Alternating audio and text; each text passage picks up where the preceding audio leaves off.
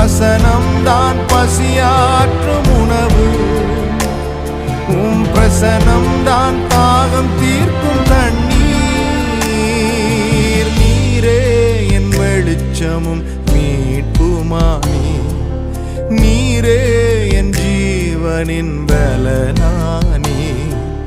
நீரே என் வெளிச்சமும் மீட்புமானி, நீரே என் ஜீவனின் பலனானி.